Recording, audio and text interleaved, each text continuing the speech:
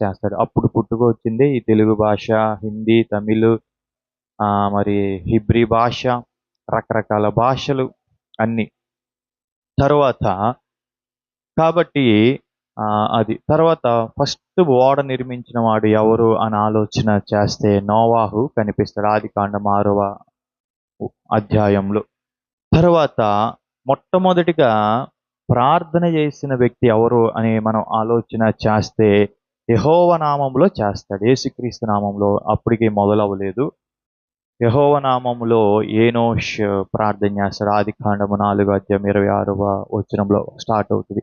అయితే ఇక్కడ ప్రార్థన అఫీషియల్‌గా స్టార్ట్ అయినా గానీ, ఇక్కడ మొదటి నరహంతకుడు కయీను హేబేలుని చంపినప్పుడు, హేబేలు రక్తము దేవునికి మొర్ర పెడతా ఉంటది. అది గూడా ప్రార్థన అనుకుంటే, ఫస్ట్ ప్రార్థన మొదటిగా చేసిందెవరు అని ఆలోచన చేస్తే హేబేలు చేశాడు. ఇది రక్తము ద్వారా. కానీ వాక్యంలో సెలవిస్తుంది యెహోవా నామంలో మొదలుపెట్టింది ఏనోషు. తర్వాత మొదటి యాజకుడు పరిశుద్ధ గ్రంథంలో మనము చూస్తే మెల్కీసెదెకు కనిపిస్తాడు. అబ్రహాము మెల్కీసెదెకుకి కానుక కూడా సమర్పిస్తాడు. ఆదికాండము 14:18 వచనంలో మనం చూడవచ్చు. అలాగే పరిశుద్ధ గ్రంథంలో మొదటి ప్రవక్త మనము ఎవరని ఆలోచన చేస్తే అబ్రహాము కనిపిస్తాడు. ఆదికాండం 20వ అధ్యాయం 27వ వచనంలో. అలాగే ఇంకొక విషయం మనము చూస్తే పరిశుద్ధ గ్రంథంలో మొట్టమొదటిసారిగా జైల్లో బంధించబడిన వ్యక్తి, చెరసాలలో పడ్డాడు ఈ వ్యక్తి అని రాసింది ఎవరి గురించి అనంటే యోసేపు గురించి రాశారు. యోసేపు చెరసాలలో బంధింపబడినట్టుగా.